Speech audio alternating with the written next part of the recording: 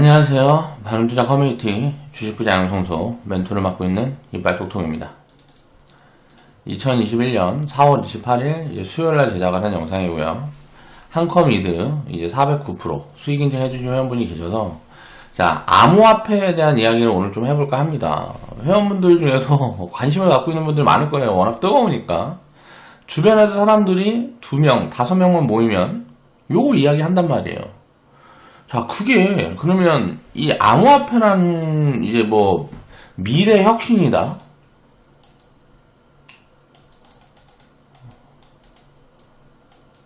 사람들이 부푼 꿈에 빠져 있는데 이걸 한번 우리가 냉정하게 생각을 해보잔 말이에요. 이 암호화폐라는 게 뭔가 라는 부분을 생각을 하고 저도 이제 공부를 한참 이제 좀 하다가 포기했습니다. 아무리 뭘 해도 이게 사실 기술이라는 게 어떻게 작용을 해서 우리가 가치가 있게 되려면 가치라는 게 있게 되려면 돈을 벌어야 돼요. 그런데 도대체 이 기술이라는 거를 돈으로 바꿔야 되잖아요. 이거를 돈으로 바꿔야 된단 말이에요. 이거를 돈으로 바꿀 수 있는 그런 것들이 거의 없어요. 암호화폐 기술이라는 거의 대부분이 뭐냐면 거의 뭐 예를 들어 수수료가 많이 들어가는데 수수료가 들어가는데 이거를 이제 뭐 무료로 하겠다. 무슨 뭐 이런 식이에요. 쉽게 얘기를 하면 블록체인 기술로 인해서 요런 부분들을 뭐 개혁을 가져오겠다 이거죠. 그러면 도대체 그 암호화폐를 이제 뭐 주최하는 자가 누구냐 이런 것들도 이제 불명확하단 말이에요. 그리고 암호화폐를 이제 기술 개발하고 뭐하고 하면 IPO식으로 코인을 이제 상장을 한단 말이에요. 그러면 이 돈이 이 상장하는 곳에 들어가는 거 아니에요. 그 돈을 가지고 개발을 해서 그럼 뭐 직원을 쓰고 뭐하고 하면 이게 뭐 기업과 뭐가 다르냐. 예를 들어서 비트코인이 계속 개발되고 뭐하고 하면 그게 개발을 누가 하는 거예요?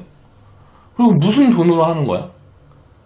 그런 부분들이 되게 좀 모르겠어. 재무제표라는 것도 내놓는 것도 아니고 그러니까 쉽게 말하면 돈을 버는 것도 아니고 그냥 기술만 가지고 있는데 그 기술을 활용해서 여러 가지 일을 할 수 있다는 건 동의를 해요. 그런데 그걸 수익성을 낼 수 있는 사업을 하는 그런 것들도 아니고 그냥 뭐 유통수단 뭐 그러니까 명확하게 정의 내리기가 굉장히 어렵다는 거죠.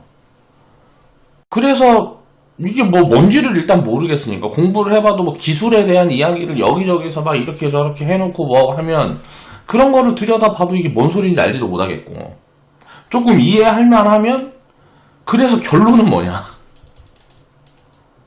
그래 이 기술이 나중에 어떻게 혁신을 만들어낼 거다. 보통 이제 기업이 기술 개발을 하는 거는 그 기술을 가지고 수익을 창출을 해서 부가가치를 창출하기 때문에 그 보상이라는 게 있으니까 계속 할 수가 있는데 코인은 도대체 그 기술 개발을 해서 추구하는 게 뭔지를 알 수가 없다는 거예요.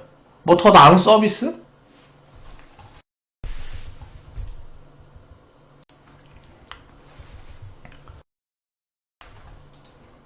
그리고 사실 뭐 암호화폐가 이제 화폐 대용으로 사용을 될 수 있다. 이제 화폐라는 거는 보증인이 있어야 되는 거예요. 담보를 해줄 수 있는 보증인이 있어야 된단 말이에요. 자, 달러 같은 경우는 자, 미국이 보증인이에요. 자, 미국의 가치를 믿고 우리가 달러를 이제 사용을 하고 하는 거란 말이에요. 전 세계적으로 달러 유통량이 가장 많은 이유는 전 세계에서 미국이 가장 안전하다라는 사람들의 인식이 통해있기 때문이에요. 근데 뭐 비트코인이 안전하다라고 비트코인을 사서 갖고 있는 사람들도 비트코인이 안전하다라고 생각을 해서 사서 갖고 있는 사람들은 없을 거란 말이에요. 다 시세 차익이란 말이에요. 지금 사서 조금 이따 팔아야 다 이 생각으로 갖고 있는 거지. 달러를 갖고 있는 사람들이 그런 생각으로 달러를 보유한 자들은 진짜 극소수인 거죠. 투기꾼들 중에. 그런 의미에서 봐도 화폐라는 건 지속적으로 가치가 하락을 하기 때문에 지속적으로 가치가 하락을 하면 이런 부분들을 조율해 줄 수 있는 그리고 컨트롤할 수 있는 컨트롤 타워가 필요한데 비트코인의 컨트롤 타워가 누가 있느냐 이거죠. 그런 부분들이 아무리 생각해도 저는 이해가 되지 않는다. 그러니까 쉽게 얘기를 하면 가치가 얼마인지 모르는 거는 저는 투기라고 정의를 합니다. 투기는 이런 게 투기다, 저런 게 투자다, 말이 많은데 요것도 사실 정답은 없겠죠.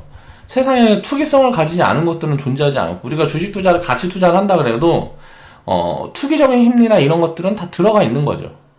그러니까 수익을 내고자 하는 목적, 그리고 장기적으로 부를 형성하고자 하는 목적, 그런 목적 자체가 어떻게 보면 투기 심리의 일환이니까 투기라는 것을 정확하게 정의 내리기는 어렵지만, 저는 이제 투기적인 부분은 심리의 연동이 많이 되는 그런 행태이기 때문에 이런 것들을 항상 조절해 갈 수 있는 그런 포인트들을 두기 위해서 정의를 그냥 내려놓는 거예요.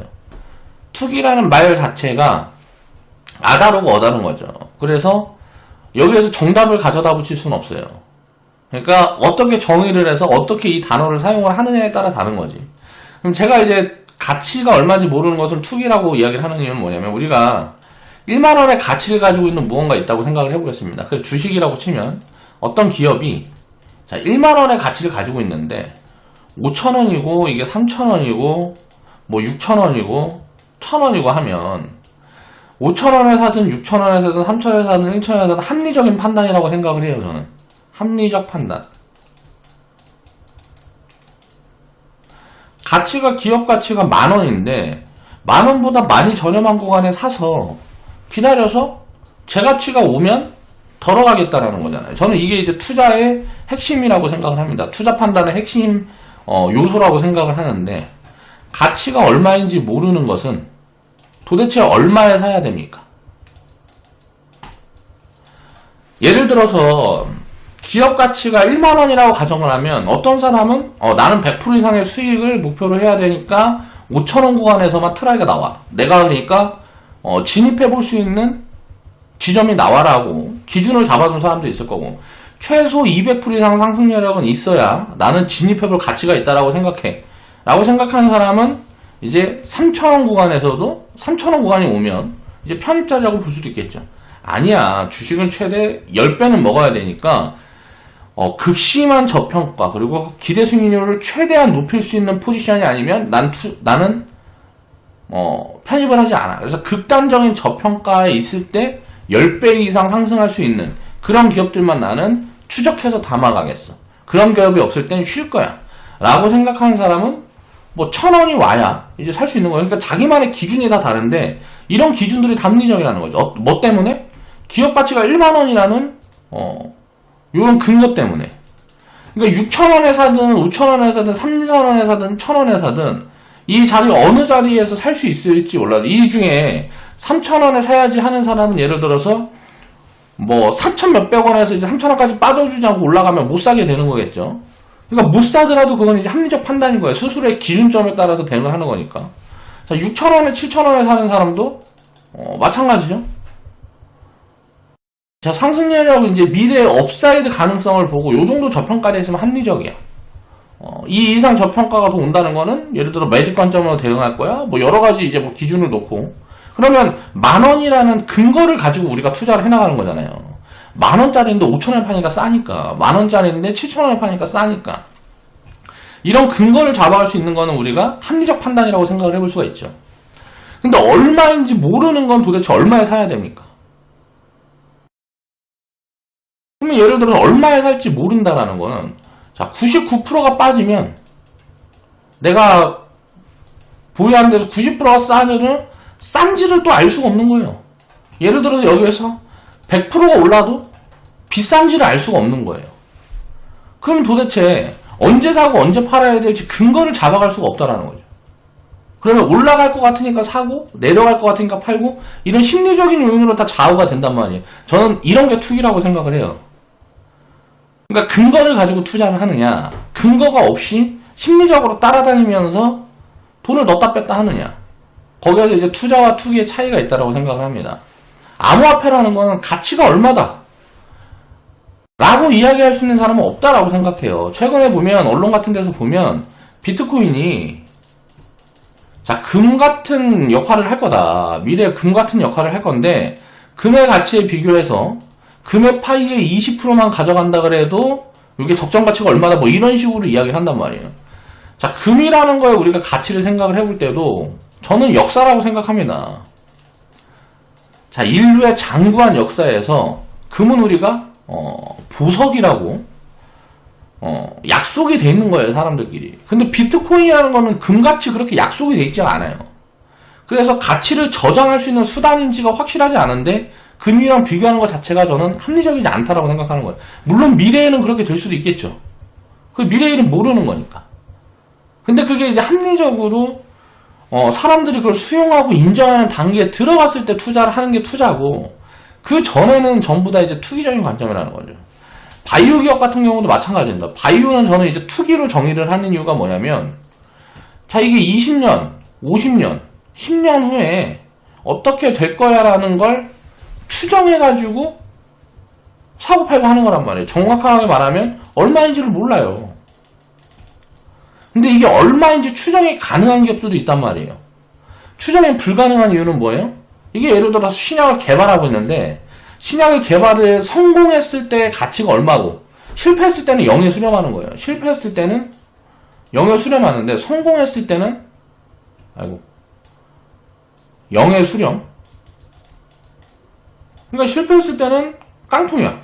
근데 성공했을 때는 엄청난 이제 그게 나오는 거죠. 뭐라 그래야 될까? 아무튼간 큰 폭의 성장이 나오는 거예요. 그래서 큰 폭의 성장을 하게 됐을 때 이 실패의 가능성을 조율해갖고 가치 판단을 하고 뭐하고 이제 밸류에이션을 그렇게 잡아가는 사람들도 있는데, 그 자체가 저는 밸류에이션이라고 생각을 하지 않아요. 그러니까 얼마인지 모르는데 밸류에이션을 산다는 것 자체가 말이 안 된다고 생각을 해요. 그렇기 때문에 투기적인 관점인데, 꼭 돈이 들어가야 되는 투기적인 관점이라고 생각을 하는 거죠. 우리가 바이오 기업들이 없고 이제 제약 기업들이 없으면 어떻게 될까요? 약에 아무도 투자를 하지 않으면 굉장히 힘들어지겠죠. 어떤 병이라든가 무언가들이 있을 때 인류는 그걸 극복할 수가 없습니다. 돈이라는 게 계속 투입이 되기 때문에 그런 기술들이 나오고 뭐하고 하는 거니까. 그러니까 저는 바이오에 하는 투기는 개인적으로는 굉장히 피폐하게 만들 수 있는 부분들이 있지만, 큰 틀에서 이제 인류 전체적으로 봤을 때는 득이 되는 행위라고 생각을 해요. 그래서 내가 투자 포트폴리오의 일부 비중은 바이오 기업들로 돌리는 거는 긍정적이라고 생각을 합니다. 그러니까 바이오는 버블인지도 정확하게 어디 포지션이 버블인지도 알 수가 없고, 어디가 저평가인지도 알 수가 없는 거예요.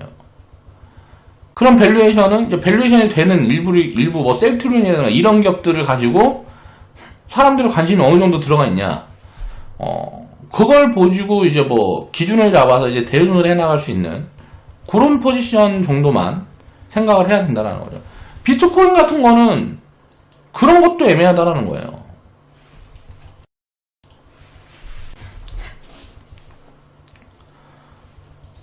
그러니까 바이오 기업은 투기 비중이지만 100개, 1000개 이제 나눠서 분산 투자를 하면, 그 중에 예를 들어서 바이오 기업들은 확률적으로 6%, 이제 9% 정도 성공을 하니까, 9%? 이게 성공 비율이 한 9% 정도 돼요. 임상을 하게 되거나 뭐거나. 그럼 신약 기업을 10개는 재수없으면 10개 다 망할 수도 있으니까, 무슨 100개, 1000개를 나눠서 이제 사서 오래 보유하면 그 중에 성공하는 몇 개 기업이 실패한 90%의 기업보다 훨씬 많은 파일을 나한테 가져다 줄 거다. 이런 근거는 잡아갈 수가 있단 말이에요. 근데 비트코인이라는 거, 암호화폐라는 건 전체가 다 몰락해버릴 수도 있는 거잖아요. 그러니까 훨씬 위험한 거라는 거죠. 그걸 인지를 하고 투기를 하느냐, 그런 것들이 생각해봐야 될 부분이다 라고 생각을 하는 겁니다. 가치가 얼마인지 모르는 것을 저는 투기라고 정의를 하고 있고, 암호화폐는 최근에 이제 저는 위험 신호가 좀 감지된다라고 생각을 해요. 거의 사고자 하는 사람들은 안 산 사람들이 없을 거예요. 그리고 무슨 코스피의 거래량을 넘었다. 코스피의 거래량을 넘은 이유가 뭘까요? 이걸 생각을 해야 되는 거예요. 자, 코스피나 코스닥, 우리가 주식 같은 경우는 30%로 상한가를 이제 제한해 둡니다. 이제 변동성을 30%로 제한해 두는데, 암호화폐는 변동성을 제한을 해두진 않아요. 변동성에 제한이 없으니까 하루에도 수백 프로가 갈 수 있어요. 수천 프로가 갈 수 있어요. 그리고 하루에도 마이너스 99%가 빠질 수 있어요. 자, 이런 변동성이 무한하기 때문에 어떻게 돼요? 사람들이 여기 환호를 하는 거예요. 올라간 걸 딱 봤을 때 뭐 하루 만에 막 1000배씩 갔대. 그러니까 이런 게 주식시장에선 불가능하니까 그게 가능하다라고 생각해서 투기 심리가 발동을 하는 거죠. 잘하면 나도 그 한탕에 끼어들 수 있지 않을까? 이런 것들이 이제 주변에 뭐 이제 누가 돈 좀 벌었다고 뭐하고 하면 이제 나도 욕심이 생기는 거죠. 그래서 많은 사람들이 그렇게 지금 뭐 생각을 하고 말을 하고 뭐 한다는 것 자체가 자, 위험 신호가 감지되는 거다라고 이제 생각을 하고 있다는 거죠. 쉽게 말하면 돈이 이제 계속 유입이 돼야 올라갈 거 아닙니까? 돈이 계속 유입이 돼야 올라가는데 더 이상 누가 사주냐 이거예요. 위에서 폭탄 돌리기 하고 있다라고 저는 개인적으로 생각을 하고 있는 거죠. 자, 일단 한컴유드라는 기업을 보면 자, 수익 인증을 해주신 이제 회원분들은 모두 감사드립니다. 수익 축하드리고요. 태평성대님이 409% 이제 수익 인증을 해주셨습니다. 남은 수량 60% 매도 나머지는 보유합니다. 수익 감사합니다. 라고 코멘트를 달아주셨고요.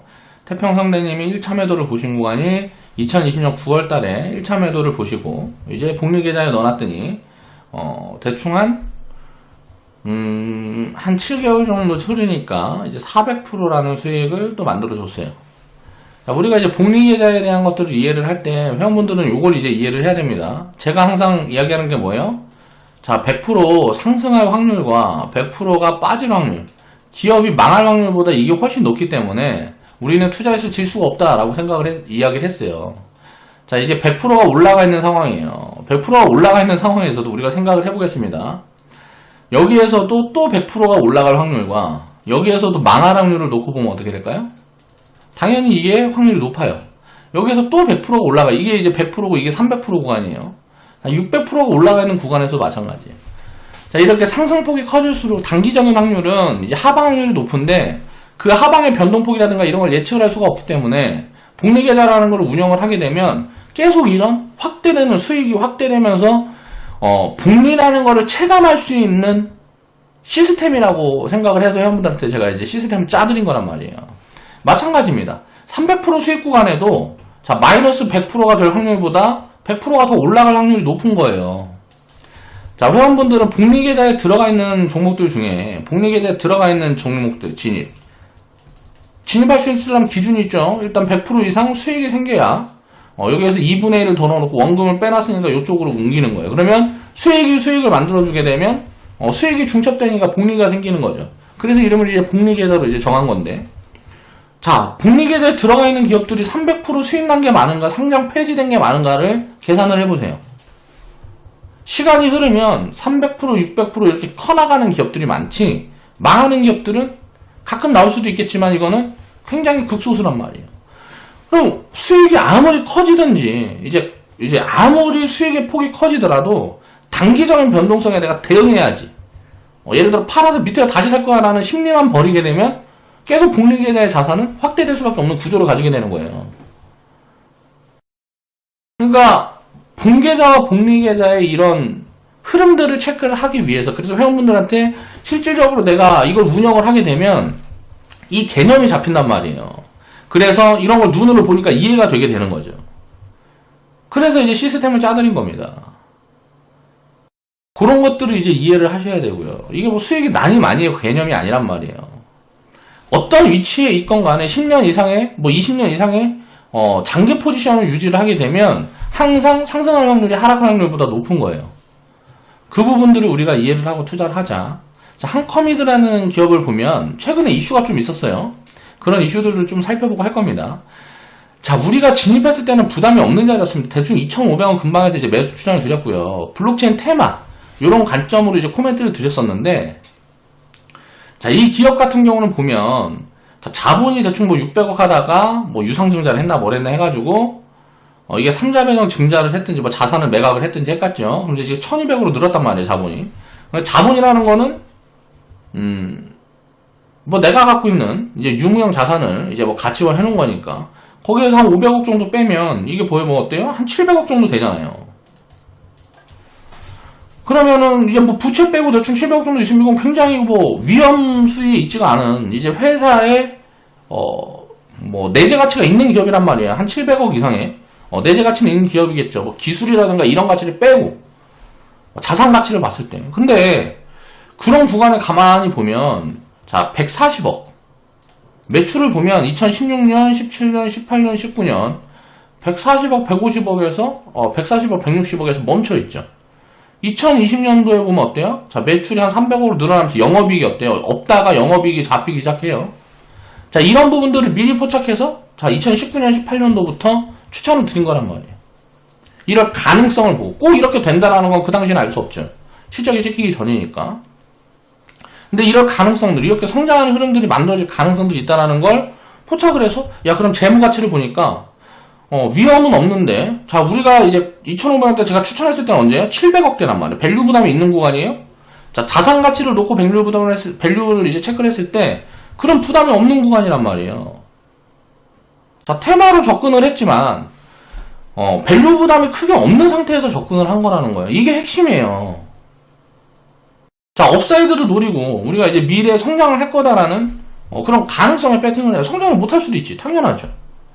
그렇지만 그런 가능성들을 우리가 자산을 잡아갈 때 지금 많이 비싸지 않은 구간에서 사는 게 중요하단 말이에요. 자, 태평성대님은 5,000원 구간에 이제 9월 달에 1차 분할 매도 구간을 여기서 보신 거고요. 여기에서 이제 2차 분할 매도 구간을 보신 거예요. 자, 2차 분할 매도 구간을 봤을 때 여기에서 뉴스가 크게 나왔단 말이에요. 뭐 이제 여기에서 한커미드가 요 뒤에서 이제 그 뉴스 내용을 이제 살펴볼 거니까 뭘 지분을 갖고 있는데, 이게 뭐 암호화폐에서 IPO를 했는데, 이게 하루 만에 뭐 1100억 올라갔다. 그래서 뭐 이게 1500억. 이 가치가 15조가 아니다. 1500억인가 됐어요. 이 암호화폐가 그러니까 뭐 시가총액이 1500억인가 된 거예요. 그러면 이게 뭐 한 10배가 튀었으니까. 10배 튀었으면 1억 갖고 있었으면, 이게 뭐 쉽게 말하면 10억이 된 거고, 10억 갖고 있었으면 이게 100억이 된 거잖아요. 그러면 이게 뭐 100억을 갖고 있었으면, 이게 뭐 10배 튀었으니까 1000억이 된 거죠. 그래서 요것 때문에 한커뮤드가 이익을 많이 냈을 거다. 그러면 한커뮤드가 얼마나 갖고 있었을까요? 이걸 뭐 아로하나 토큰이라고 뭐 그런 건데. 그러니까 뭐 갖고 있어도 모르겠습니다. 얼마나 갖고 있을지 모르겠지만 그런 부분들을 부각을 시키면서 주가가 막 날아갔다는 거죠. 투기자금이 붙었다라는 거예요. 우리가 이제 봤을 때는 쌌지만 지금은 어때요?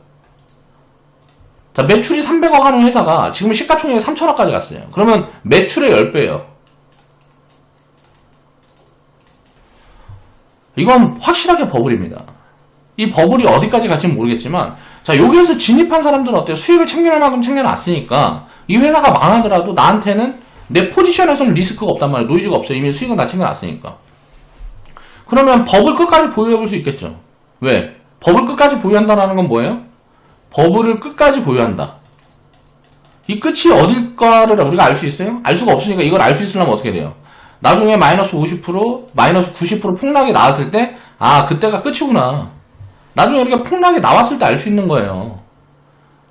뭐 10%, 30% 변동성은 끝이 나는 거를 볼 수가 없는 거예요. 이게 다 몇 프로 변동성일까요? 이게 다 마이너스 10%, 마이너스 20% 이상의 변동성이란 말이에요. 이게 몇 프로 변동성일까요? 대충 뭐 11,000원에서 8,000원까지 받았으니까 마이너스 30%, 마이너스 40% 변동성이에요. 지금 15,500원에서 지금 만원까지 받았으면 이게 마이너스 30% 변동성이라고. 이 마이너스 30%, 40% 변동성까지 이게 끝났는지 어쨌는지를 알 수가 없는 거예요, 이 흐름이. 그럼 언제 알 수 있느냐? 이 버블의 끝은 마이너스 최소 60% 이상, 마이너스 50% 이상. 빠졌을 때, 거기가 끝이었구나. 지나고 나야 알 수 있는 거야. 이 하락을 다 봐야. 그리고 나서 이 하락이 끝났을 때 밸류 매력이 생기면 또 이제 관심을 가져볼 수 있는 거고, 이 위에선 어때요? 밸류가 부담인 구간서부터는 가진 자의 영역인 거예요. 태평성대님이 100% 수익 구간이었을 때는 지금 시가총액이 얼마예요? 우리가 1,700억일 때인데 이때는 1,400억대니까 이때부터는 가진 자의 영역인 거예요. 이 회사 가치가 1,400억의 가치가 있느냐? 이런 건 퀘스천이잖아요. 700억 이상의 가치가 있다라는 거는 재무에서 보여준단 말이에요. 여기다가 이제 업사이드만 나와서 매출이 늘고 이익이 늘고 하는 성장 흐름만 보여주면 리턴 폭이 크게 나오니까 배팅을 해볼 가능성들이 있는 거죠. 이런 여러 가지 근거들을 조합해서 내가 투자 판단을 해야 되는데 그런 게 아니라는 거죠. 암호화폐 배팅하는 사람들이 이런 근거들을 우리가 생각을 하면서 투자를 하는지 생각을 해보세요. 그렇지가 않다라는 거예요. 자, 2,500원일 땐 비싸지 않았는데 싸지도 않았습니다. 그렇게 싸다라는 개념을 입힐 수 있는 구간도 아니었어요. 다만 이 기술 가치라는 게 여기 들어가 있지가 않기 때문에 이걸로 해서 무언가 이익을 만들어내게 되면 그런 부분들이 충분히 부각될 수 있다라. 그래서 테마 관점으로 우리기술 투자니 그때 보안 기업들이며 그런 기업들을 이제 추천을 좀 많이 드렸었어요. 그런 기업들도 다 이제 시세가 좀 많이 나 있습니다. 지금 구간에서 보면 뭐 SCI 평가 정보, 이 기업들도 다 기업 가치가 있는 기업들이에요. 우리 기술 투자 뭐 등등. SBI 뭐 핀테크, SBI 핀테크란다. SBI 무슨 뭐 인베스트 뭐 등등등 해가지고 제가 그때 당시에 이제 추천을 드렸던 기업들도 다 이 밸류 포지션이 가능했던 기업들이란 말이에요. 그래서 그렇게 미래 가치를 놓고 봤을 때 그렇게 비싸지 않다라고 생각하는 구간에 사서 기다리면 이런 수익들도 만들어 주는 건데, 이건 이제 이미 외국 흐름들이 만들어진 거예요. 한컴이드라는 회사가 안 좋은 게 아니고 이런 이슈로 이 주식을 안 좋게 만들어준 거죠. 투기자금들이. 그런 부분들을 이해를 해야 되는 거예요. 그리고 생각을 해보세요. 한컴이드라는 기업을 우리가 갖고 있었는데, 자, 암호화폐 이슈로 이런 뭐 테마가 붙어서 이제 급등을 만들어주고 뭐하고 했어요. 자, 그러면 암호화폐라는 요런 이슈가 우리 일반 주식 투자자들한테 득을 주는 겁니까? 아닙니까? 득을 주는 거잖아요. 이런 이슈들이 붙으면 내가 암호화폐에 직접 투자를, 이제 그러니까 직접적으로 배팅을 하지 않아도 주변에서 이런 이익들을 만들어 나갈 수 있는 구조가 우리가 주식 투자를 하다 보면 그런 기회들이 자꾸 생긴다라는 거예요. 자, 냉정하게 우리가 이걸 생각해 보겠습니다. 이 이슈를. 암호화폐의 시총을 인정해 줄 수 있느냐 이거예요. 그럼 쉽게 말하면 암호화폐의 시총을 가치로 우리가 환산해서 계산할 수 있느냐. 예를 들어서 한컴이드라는 기업이 아로하나 토큰이라는 게 상장을 하자마자 1000배가 튀었는데, 이게 무슨 뭐 30분 만에 튀었나 그럴 거예요. 그러면 중간에 이제 진입도 못 하는 거예요. 중간에 이제 뭐 진입할 수 있는 자리도 나오지도 않은 거고. 그런데 이제 뭐 이런 거 나왔을 때 한컴이드가 이 1000배 올라갔을 때 매각을 해서 예를 들어 매도 포지션을 봐서 현금을 얼마를 챙겼다라는 이런 이익 구조가 잡히게 되면 이건 기업 가치 긍정적인 거죠. 근데 이 지분을 보유하겠다라는 거는, 보유하고 있다라는 건 이게 긍정적인 요인이라는 걸 보는 거죠.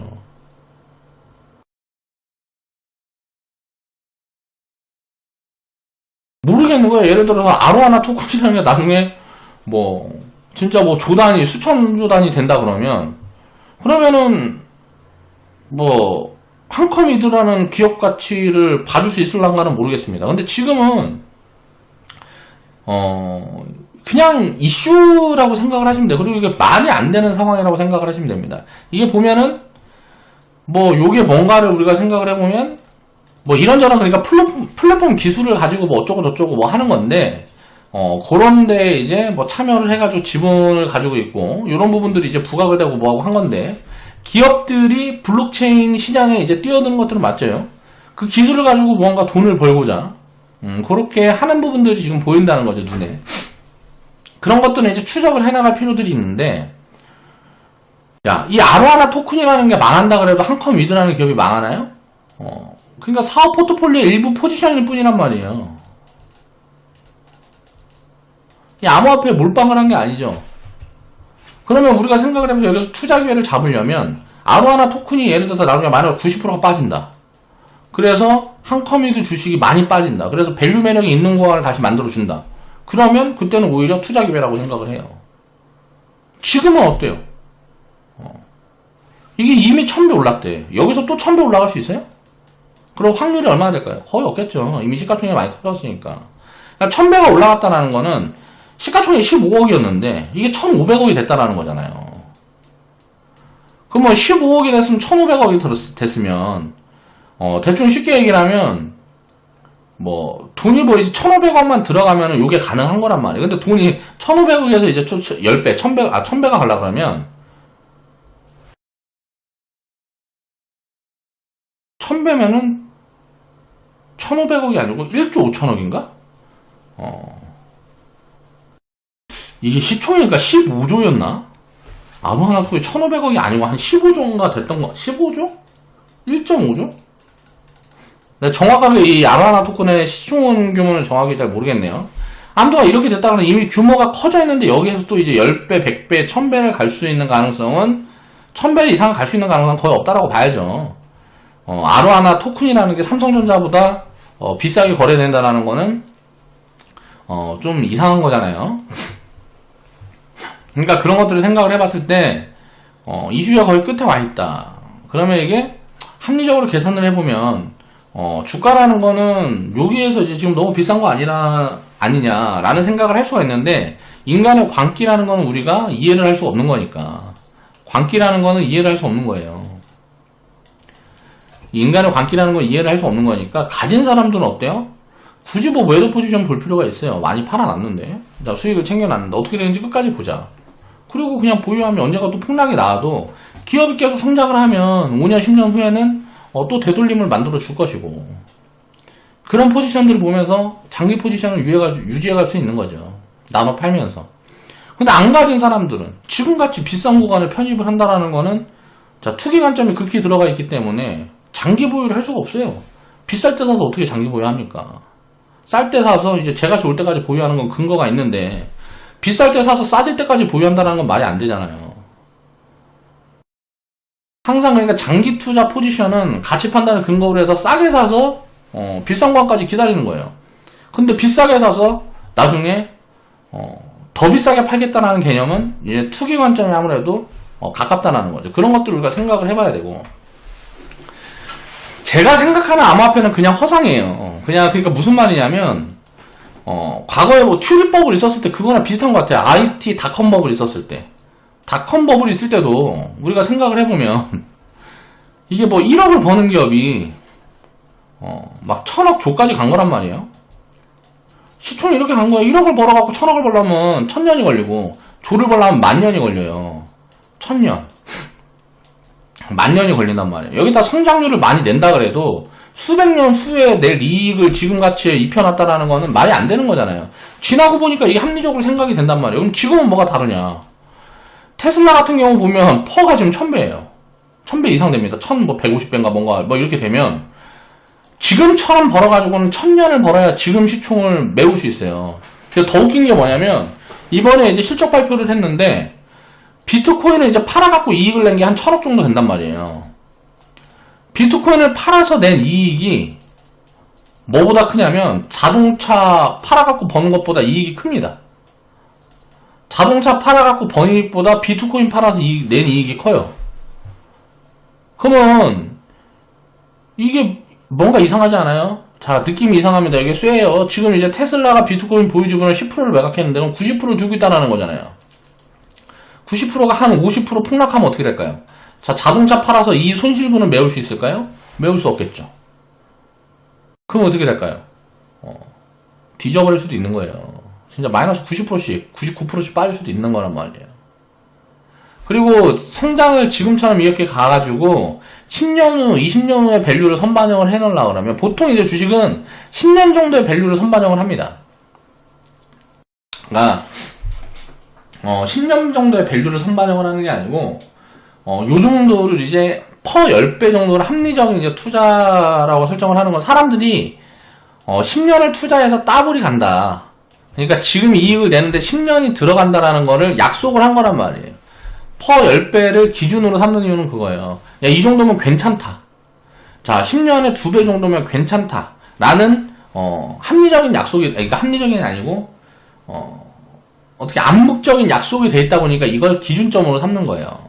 자, 이 기준점에 이제 부합하려면, 테슬라가 지금부터, 지금 뭐 보면 전 세계에 있는 자동차 회사 시총을 다 합쳐놓은 거 만큼 된다라는데, 그 정도 규모가 되는 게 매년 더블씩 성장을 하려고 그러면, 그 정도 규모가 되는 회사가 매년 더블씩 성장을 하려고 그러면 얼마나 큰 투자가 필요하고 뭐하고 하겠습니까? 근데 뭐 일반 자동차 회사들이 그런 것들을 이제 맘대로, 테슬라가 맘대로 하게끔 놔두냐 이거죠. 그런 성장을 나중에 진짜 이루어낼지 어쩔지는 모르겠습니다. 그걸 이루어내면 기적이 되는 거예요. 아마존이 기적을 만들었다. 워렌 버핏이 그런 이야기를 많이 했는데, 그런 기적을 테슬라가 만들어낼 수도 있죠. 쿠팡이 만들어낼 수 있어요. 근데 기적을 만들어내지 못하면 지금 밸류는 굉장히 불합리적이라는 거예요. 비합리적이라는 거죠. 너무 비싼 거예요. 시가총액이 예를 들어서 무슨 뭐 100억, 200억, 500억 되는 회사가 퍼 10배라 그러면, 예를 들어서 100억 되는 회사가 나중에 조 벌 거야. 이럴 가능성은 있죠. 예를 들어 아니면 나중에 1000억 벌 거야. 근데 테슬라가 예를 들어서 매년 더블 성장해서 이렇게 벌려면 얼마를 벌어야 될까요? 한 30조? 1년에 한 50조 이익을 내야 돼. 이게 가능하냐? 라는 부분들을 생각을 해보면 모르겠습니다, 저는. 그래서 매년 더블씩 성장하는 게 아니면 1000년을 벌어야 지금 시총을 번다라는 거예요. 성장률로 이 격차를 메우려 그러면 엄청난 성장을 해야 되는데 테슬라처럼 큰 공룡이 그런 엄청난 성장을 가져갈 수 있느냐.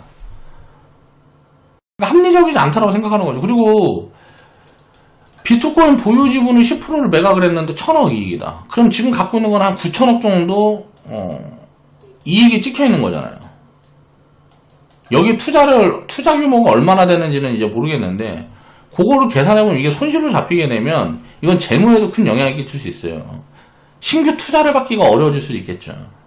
물론 이제 테슬라 같은 경우는 이제 투자금이 많이 유치가 되고 뭐하고 해가지고 유보금도 이제 충분히 있는 상황이고 뭐하고 하니까 그런 부분에 이제 재무 리스크는 크게 있지 않겠지만 테슬라 고객들은 모르겠는데 투자자들은 변심할 가능성들이 충분히 있는 거죠. 그리고 어때요? 테슬라에 투자를 하고 있는데 지분을 많이 갖고 있는 사람들이 계속 요구를 할 수 있단 말이에요. 야, 자동차 팔아갖고 돈을 벌어야 되는데 비트코인 사는 게 말이 되냐? 투기회사냐? 지금 빨리 가지고 있는 거 팔아라고 압박을 계속 들어가면 어떻게 될까요? 테슬라는 그 지분을 내놓을 수밖에 없을 거란 말이에요. 그럼 이런 큰 자금들이 이제 움직이는 것들이 이런 게 자꾸 언론에 공개가 되면 어떻게 돼요? 사람들이 관심을 가지니까 언론에 공개가 되면 불안할 거 아닙니까? 투기자금들이 불안해서 이제 매도 랠리가 이어지기 시작하면 끝나는 거죠. 그 시점이 언제일지는 알 수 없지만 이런 트리거들을 볼 수 있어야 된단 말이에요. 자, 보세요. 그리고 비트코인이라는 걸로 환치기 조직이 최근에 적발이 됐는데, 그러니까 쉽게 얘기를 하면 뭐냐면 중국에서 원화로 바꾸면 어떻게 돼요? 중국 돈을 원화로 바꾸면 세금을 내야 돼요. 관세를 내야죠. 근데 이 세금을 안 내고 비트코인으로 들여옵니다. 비트코인으로 들여와서 우리나라에서 이걸 현금화해요. 자, 김치 프리미엄을 붙여서 중국보다 한국이 시세가 좋아요. 이 자체가 이미 이상한 거예요. 중국은 예를 들어서 비트코인이 뭐 5천만원 하는데 한국은 6천만원 해. 그냥 갖고 들어와서 한국에다 팔면 2천만원의 차이가 나누는 거야. 근데 이게 이제 변동성이 심하다 보니까 이런 차이를 기대를 하고 이렇게 하기는 쉽지가 않은데, 예를 들어 불법 자금이라든가 이게 합법적으로 돈 세탁이 되지 않은 자금들은 어때요? 자, 돈 세탁을 할 수 있는 거잖아요, 비트코인으로. 현금으로 들여와서 여기에서 무언가 물건을 사고 팔고 몇 번만 해버리면 그게 추적이 안 된단 말이에요. 몇 번 사고 팔고 한 다음에 어떤 자산을 사고 팔고 한 다음에 다시 해외로 빠져나가 버리거나 뭐하거나 하면 그런 정보들은 추적이 안 돼요. 자, 그런 돈 세탁의 용도로도 지금 이용이 되고 있다는 게 보여진단 말이에요. 그럼 불합리적이잖아요. 그럼 국가들에서 이걸 가만히 두겠습니까? 그쵸? 규제에 들어서기 시작하면 어떻게 돼요? 비트코인 거래 자체가 막힐 수도 있어요. 우리나라에서도 거래소 뭐 수천 개를 이제 폐쇄한다라는 이야기들이 막 있잖아요. 그럼 이걸 거기에 대한 손실을 누가 발생을 했다. 그 거래소에서 누가 돈을 갖고 횡령을 해서 튀었어. 그럼 법적으로 누가 뭐 보장을 해줄 수 있는 수단 같은 게 하나도 없다라는 거죠. 자, 관세 없이 돈을 들여와서 탈세를 해. 돈 세탁에 이용을 되고 있어요. 자, 국가에서 이런 경우가 늘어나면 우리가 생각을 해보세요. 규제가 들어가겠습니까? 안 들어가겠습니까? 규제가 들어갈 거 아니에요. 그럼 이런 규제들이 들어가고 뭐하고 하면 심리적으로 악영향을 만들어낼 수가 있겠죠. 그러면 나는 한탕 튀어봐야지. 그리고 들어왔다가 나라 탓하겠죠. 니네가 규제해서 주가가 빠졌다. 니네가 규제해가지고 가격이 빠졌다라는 이야기들을 하겠죠. 가지고 있는 사람들은. 근데 냉정하게 생각해보면 요런 이제 만약에 부작용이 있으면 이거 규제하는 게 맞는 거잖아요, 우리가. 자, 비트코인이 만약에 그러면 국가랑 붙으면, 미국, 중국이랑 붙으면 비트코인이 이길 수 있을까? 저는 이제 불가능하다고 생각을 해요. 가장 중요한 건 비트코인의 가치가 얼마냐를 생각해 봤을 때 합리적인 기준점을 잡을 수가 없는 거예요. 지금 99%가 하락하면 싸냐? 를 생각해 봤을 때 이거 99%가 하락한다 그래서 이제 싼지 만지를 알 수가 없다라는 거죠. 그리고 바이오 기업들처럼 뭐 임상에 성공하면 대박이 나. 암호화폐가 도대체 대박이 날라 그러면 그러니까 임상에 성공하면 돈을 많이 번다라는 거잖아요. 그럼 암호화폐는 도대체 나중에 이익을 많이 내는 게 가능한가? 일단 추구하는 자체가 기술이고 그걸 가지고 이익을 내는 집단들이 아니란 말이에요. 그럼 도대체 거기다 무슨 가치를 부여를 해야 되는 거냐는 거예요. 그러니까 암호화폐 무슨 뭐 IPO 뭐 발표하고 뭐하고 그런 걸 보면 IPO라고 안 하고 뭐라고 하는데 암호화폐는 아무데나 보면 전부 다 기술에 대한 이야기만 해요. 이 기술이 혁신적이다, 혁명을 만들어낼 거다 막 이런 이야기를 해. 그럼 이걸 가지고 뭘 할 건데? 돈을 벌 거야? 이런 이야기를 하는 사람들이 아무도 없어요. 그럼 이 기술을 계속 개발해서 뭔데 도대체? 이게 뭐 가치가 얼마인지 이제 매길 수가 없는 기술이라는 거죠. 자, 비트코인이라는 게 블록체인이라는 혁신적인 기술을 가져다 줬어요. 근데 그 블록체인이라는 기술로 돈을 못 벌어요. 이게 포인트예요. 만약에 이 블록체인이라는 기술을 어떤 기업에서 갖고 있었다 그러면 어떻게 될까요? 페이스북이나 아마존 같은 데서 만약에 블록체인이라는 기술을 가지고 있었어. 그러면 이걸 예를 들어 특허를 내고 이 기술을 활용해서 여러 가지 사업을 해서 돈을 추구하면 어떻게 될까요? 그러면 이 회사는 이 블록체인이라는 기술로 큰 이제 부가가치를 창출할 수가 있겠죠. 쉽게 말하면 돈을 벌 수 있는 그게 있단 말이에요. 이거는 뭐예요? 주체가 있으니까. 근데 최근 비트코인이 그러니까 이 암호화폐가 이게 뭐 예를 들어서 누군가 그러니까 조작하는 세력이 없다라는 거예요. 자, 달러는 미국이라는 조작하는 세력이 있는 거고, 자, 자기 이제 화폐 가치의 방어를 위해서 막 많은 행동들을 하잖아요. 중국 같은 경우도 마찬가지죠. 위안화를 이제 긍정적으로 조작하려는 계속 노력들을 한단 말이에요. 근데 그런 조작할 세력이 없어요. 비트코인이라는 건. 그러면 이게 몰락이 와도 누군가, 그러니까 하락폭이 크게 만약에 변동성이 발생을 해도 방어하려 하지 않을 거고, 이게 뭐 시세가 많이 올라간다고 이제 뭐 물가에 연동된다라든가 그런 부분들이 없으니까 누가 또 거기에도 관여를 하지 않는단 말이에요. 그러니까 무법천지라는 거죠. 비트코인이 예를 들어 블록체인이라는 기술을 이걸 만약에 수익화해서 이걸 사업화해서 이걸 가지고 뭔가 이익을 추구를 한다 그러면 저는 지금이라는 생각이 좀 다를 것 같아요.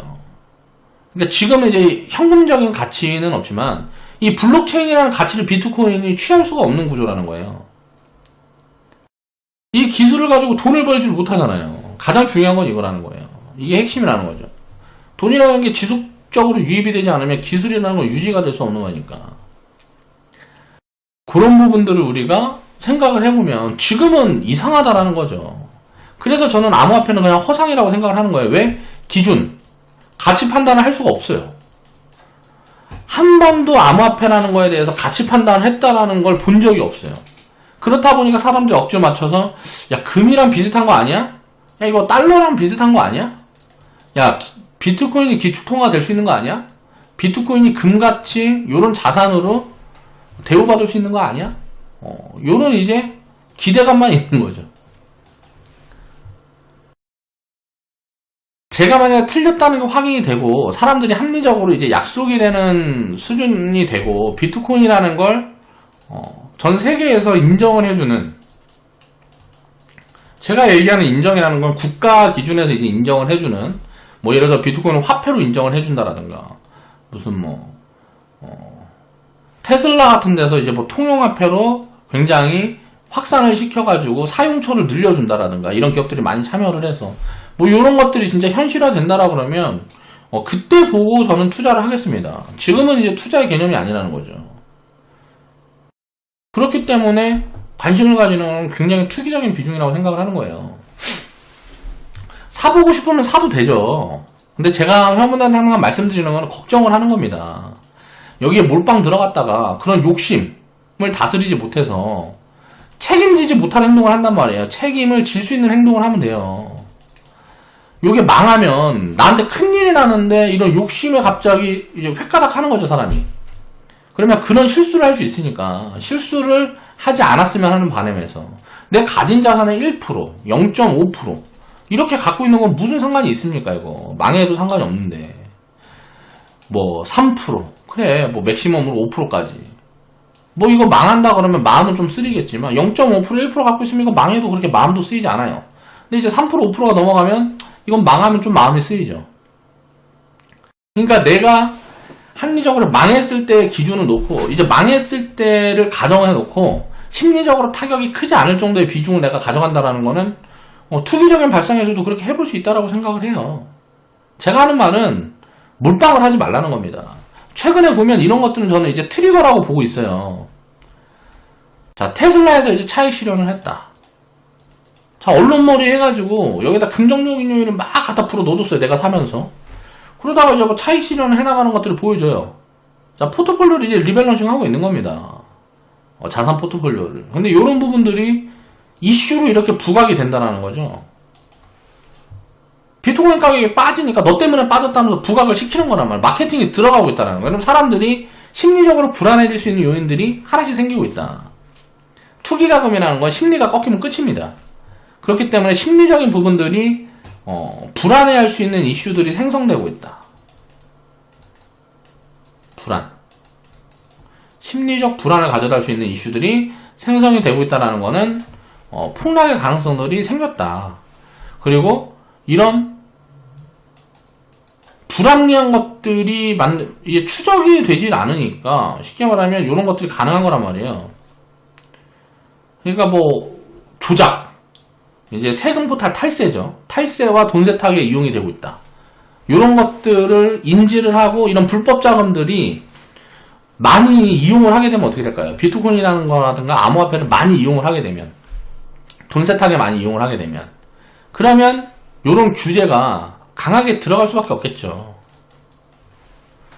못하게 할 수 있는 규제는 뭐가 있겠습니까? 거래 못하게 하는 거지 뭐. 만약에 이런 규제가 들어가기 시작하고 아니면 이런 뉘앙스만 풍겨도 이런 거 나올 수도 있어 라는 걱정만 딱 가져가줘도 이제 심리가 또 불안해지겠죠. 그래서 이제 뭐 폭탄 돌리기 하다가 한번 이제 매도가 시작이 되게 되면 이건 빠져나올 수 있는 자리를 주지 않을 가능성이 높습니다. 그런 것들을 생각을 하고 봐야 되는 거예요. 왜? 가치라는 게 얼마인지를 알 수가 없으니까. 가치라는 게 얼마인지 알 수 있으면 그럼 멈춰요. 예를 들어서 가치가 1만원이다. 이걸 알 수 있으면 5천원에서 예를 들어서 뭐 3천원, 뭐 1,000원까지 빠질 수 있죠. 사람들이 심리가 불안하면. 근데 나중에 제 가치까지 결국은 돌아알 거다라는 이런 믿음을 가질 수가 있단 말이에요. 야, 회사 가치가 지금 다 팔아갖고 10,000원 나오는데 지금 1,000원에 거래되는 게 말이 돼? 3,000원에 거래되는 게 말이 돼? 5,000원에 거래되는 게 말이 돼? 이런 자금들이 유입되기 시작하면 제 가치까지 와요. 근데 이제 얼마인지 모르는 자산들은 제 가치까지 못 가고 망하는 경우들이 많아요. 확률적으로 그렇단 말이에요. 그러니까 이런 부분들을 우리가 인지를 해놓고 내가 투기 비중을 설정을 한다 그래도, 운영을 한다 그래도 합리적인 비중을 설정을 하란 말이에요. 나한테 위험수위에 있는 비중을 설정하지 말고. 그렇게 접근을 해서 예를 들어서 재미 좀 보겠다는데 그걸 뭐 누가 말리겠습니까? 몰빵만 하지 말라는 거죠. 이런 것들이 이제 걱정이 되다 보니까 제가 오늘 이런저런 이야기들을 좀 해봤습니다. 자, 오늘 방송 마무리할게요.